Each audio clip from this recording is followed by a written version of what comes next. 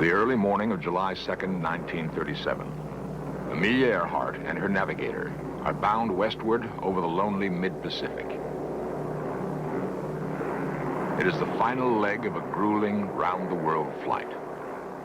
Within several hours, they will disappear.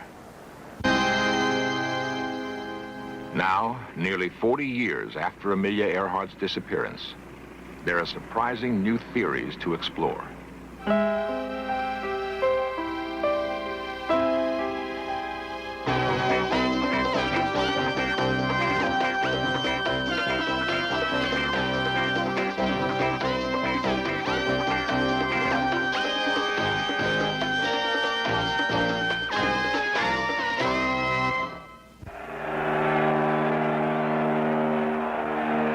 1932, Amelia Earhart returns home triumphantly.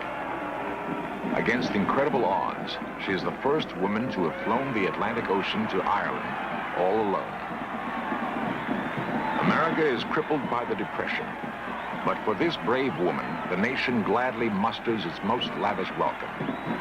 Her courage has captured the heart and imagination of the entire world. It's much easier to fly the Atlantic Ocean now than it was a few years ago. I expect to be able to do it in my lifetime again. Possibly not.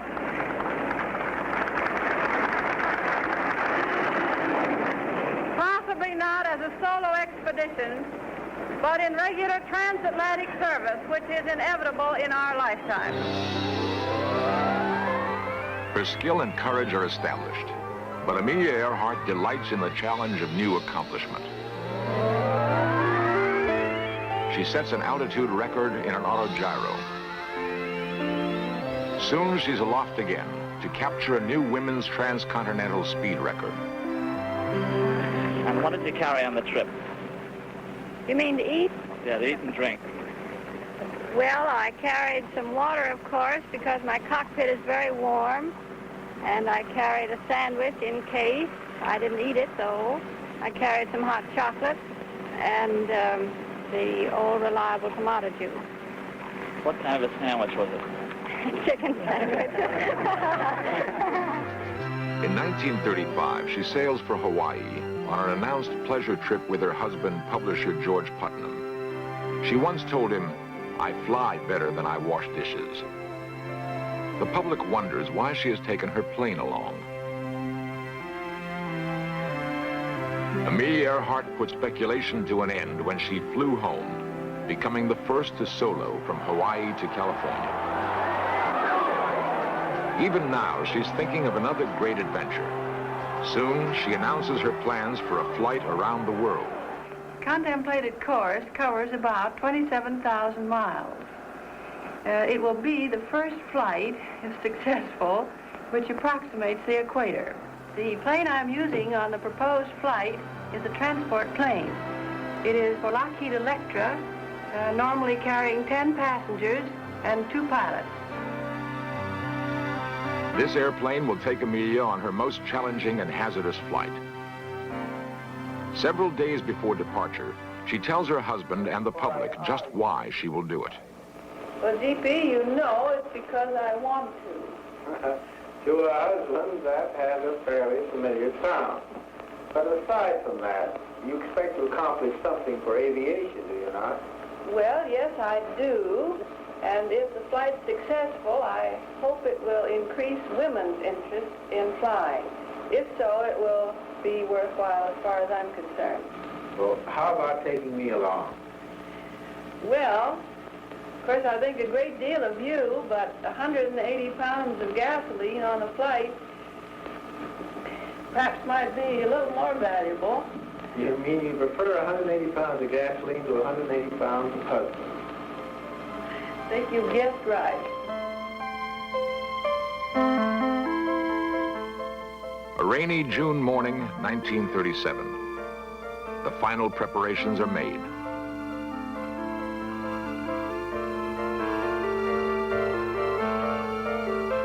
In the next 40 days, Amelia and her expert navigator, Fred Noonan, will fly 3/4 of the way around the world.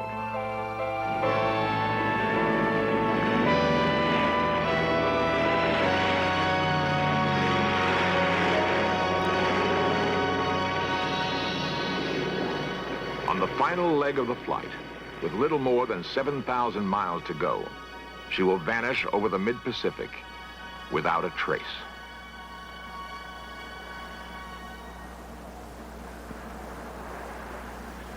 The news that Amelia Earhart was lost registered shock and disbelief throughout the world. She'd come within days of achieving her goal, and for many it was difficult to accept that so courageous a woman could be gone so suddenly. Almost immediately after her disappearance, the public imagination became fired with rumors and speculation that Amelia Earhart and her navigator Fred Noonan might be alive and well on an uncharted Pacific reef, that she may have been shot down by Japanese fighter planes and then captured, that perhaps she was actually on a top-secret spy mission for our government.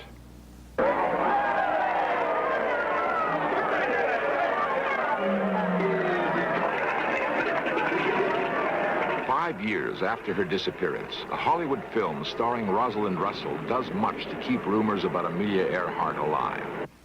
Miss Carter, we want you to do a job for us. A big job. So big that I've no hesitation in saying that the safety of our country may very well depend upon a successful outcome. Are you sure you want me? It's a job that can be only carried off by a woman who happens to be a world-renowned flyer and whose personality has caught on with the world. You land on that little speck right there, Gull Island. The top-secret mission calls for the lady flyer to deliberately ditch near a small Pacific island where food and provisions have been stored. But as far as the world knows, you're lost. There'll be a widespread search for you. Public opinion will demand it. That search will include the Japanese mandated islands. And Japan won't dare to interfere because we are looking for you, the world's greatest woman flyer. During that search, we'll photograph every square mile of those islands. Then, when war comes, we'll be able to defend ourselves against attack and strike back at the nerve centers of their empire. Ladies and gentlemen, this afternoon, somewhere in the South Pacific, a brilliant flying career has probably ended. Tony Carter is definitely lost. There's been no report for hours. Her second attempt to overcome the hazards of a world flight has ended in disaster. Tony Carter lost somewhere in the South Pacific.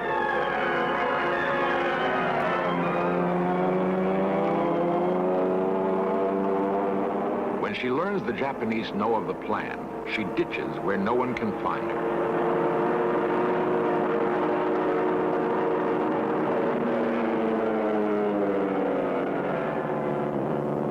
Questions about Amelia Earhart persist.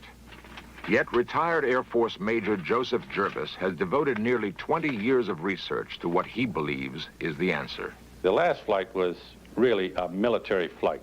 2 civilian people flying a civilian aircraft on a mission for the then President of the United States, Franklin Roosevelt. The purpose of the flight was to overfly the Truk atoll in the Pacific where the Japanese were secretly fortifying, to take pictures of it, and to return back to the United States with photographic evidence to present to the League of Nations that Japan was in violation of the treaty.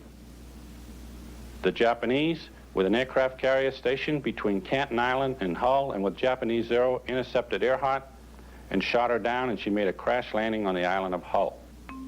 Major Jervis's belief that Amelia Earhart landed on Hull Island is based largely on his interpretation of civilian radio direction reports received during the Earhart flight.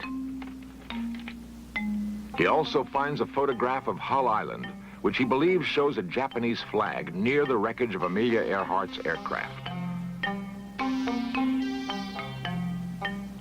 From a former Japanese soldier, Ramon Cabrera, Jervis learns that in 1937, a woman pilot was interrogated by this Japanese officer and then taken captive to Japan. In Japan, she was a very important political prisoner. She was held captive in the Imperial Palace for a period of approximately 8 years. At the close of World War II, 2 weeks before MacArthur occupied Japan, Jacqueline Cochran and a group of people went in there and secretly removed Amelia Earhart out of Japan before the occupation, disguised as a nun. They brought her to this country. She took on a new identity, new occupation, has spent time living in Jamesburg, New Jersey, at a place called Leisure World, and also I spent time abroad being involved in foreign radio broadcasts, particularly in the area of Luxembourg. I have been studying Amelia Earhart for 17 years. I have over 1,000 photographs of her from the time she was a baby to her time in elementary and high school and all the other things that she did. I know more about her than I know about my mother.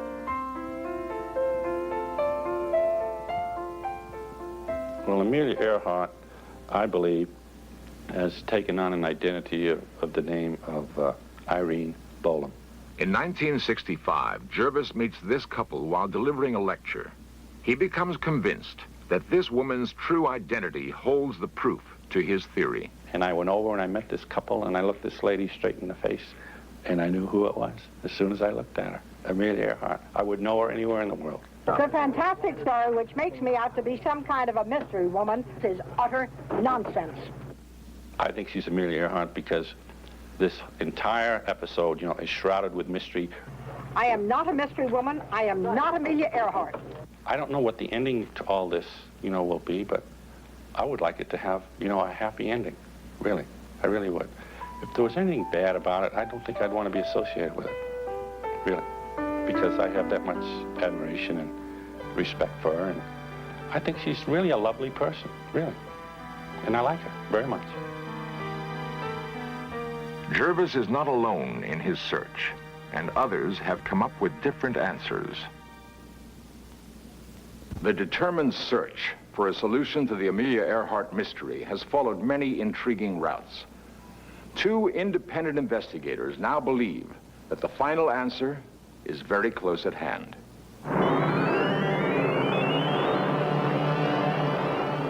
The Pacific leg of Earhart's last flight is by far the longest and most dangerous.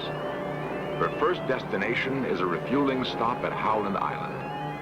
A tiny 2-square-mile atoll in the mid-Pacific, it juts only 15 feet above the sea. The Coast Guard cutter Itasca stands off Howland to provide Earhart with radio assistance. On the morning of July 2nd, Earhart radios that she is low on fuel in the vicinity of Howland, but cannot find the island. A world record-holding pilot and navigator, Captain Elgin Long has carefully studied a wealth of detailed information about Amelia Earhart's last flight. He has analyzed such things as the fuel consumption of Earhart's plane, the strength of radio signals received by the cutter Itasca, and the effect on the flight of crosswinds, which Earhart did not even know were there. With this data, Captain Long has reconstructed a sophisticated navigational model of Amelia Earhart's final flight. Actually, I think everything went smooth in the flight. All indications are up until they reported over Howland Island at 7:42. At that time, they said, we should be on you, but we cannot see you. In other words, they thought they were at Howland.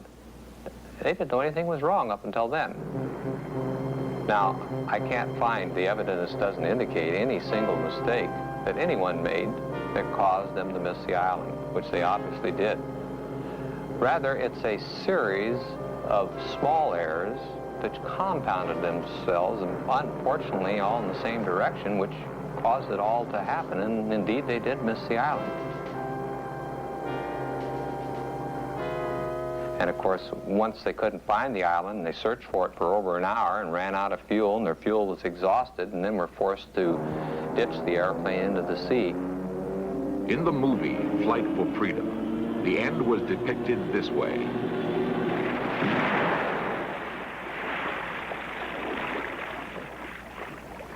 From the information he has gathered, Captain Long believes that he has pinpointed the exact place where Amelia Earhart crashed into the sea.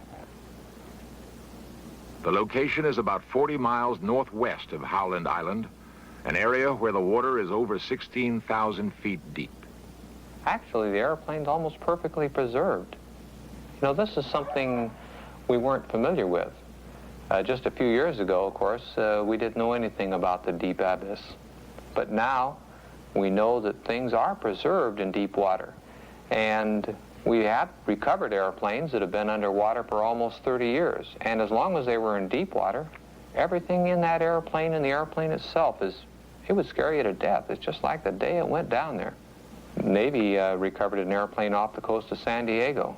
they show that the airplane is almost in perfect condition. It's very surprising to learn this, because we're used to things that come from shallow water. We're used to things recovered off the coast of Florida in 200 feet of water, covered with barnacles, covered with coral, rusted out. It's not that way in deep water. Captain Long believes that advanced deep-sea exploration equipment like this could be used to locate and then recover the Earhart plane. The airplane sitting there today, right now, this moment, just like it went down 39 years ago. And I know that now, in order to really put it all finally to rest, that we've got to get an expedition together. We've got to get out and search and locate our airplane and recover it. And then I think finally that will put the Amelia Earhart mystery once and for all. The Amelia Earhart search will reach its conclusion. When Amelia Earhart is lost, a frantic search for her begins immediately.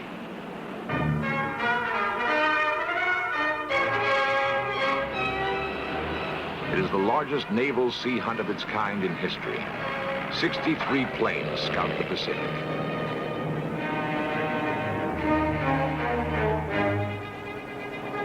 The coordinated search also includes more than a dozen surface vessels.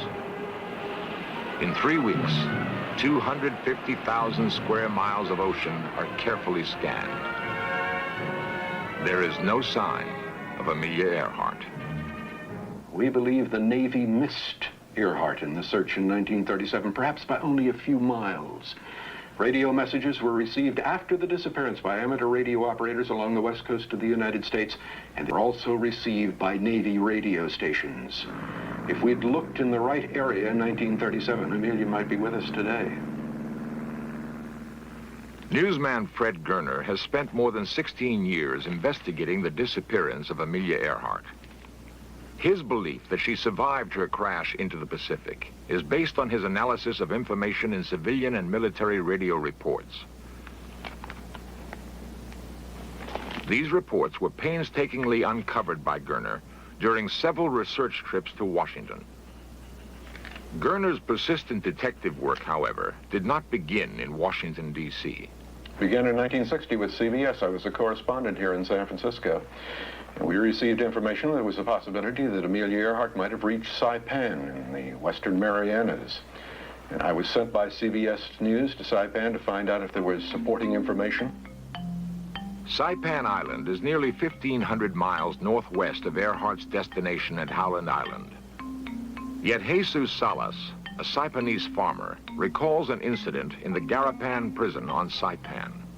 In 1937, while a prisoner of the occupying Japanese army, Salas sees a white woman in the cell next to him.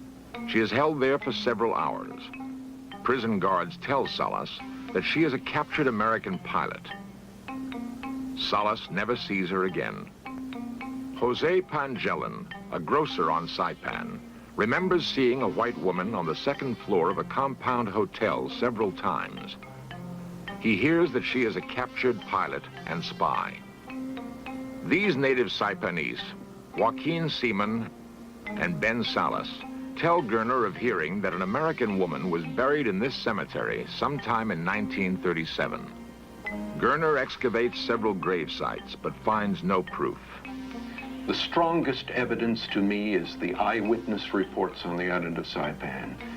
To me, it is inconceivable that these people were not telling the truth, and it is inconceivable to me that anyone else answering those descriptions was on that island at that time.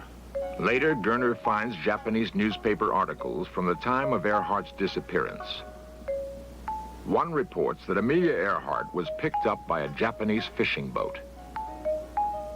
Gerner also learns of secret government documents, which he believes can prove the Japanese capture of Amelia Earhart.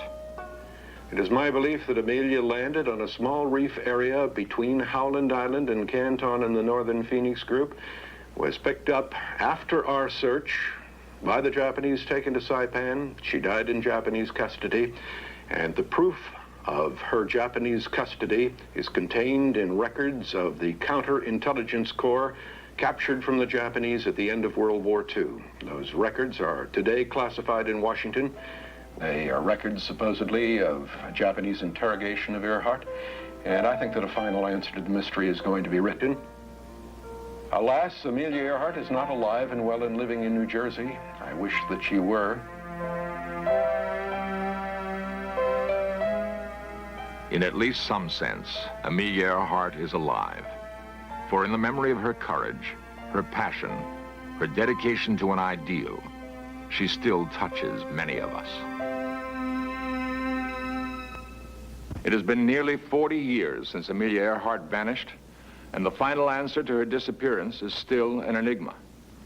There's a vast amount of convincing, yet sometimes contradictory evidence, which can support any one of several explanations. But who is right? For at least 3 men, the search for the answer will continue. It will go on until someone proves without the slightest doubt the final fate of this daring and charismatic woman. Before the takeoff on her last flight, Amelia wrote to her husband, "Please know that I am quite aware of the hazards. I want to do it because I want to do it. Women must try to do things as men have tried. When they fail, their failure must be but a challenge to others."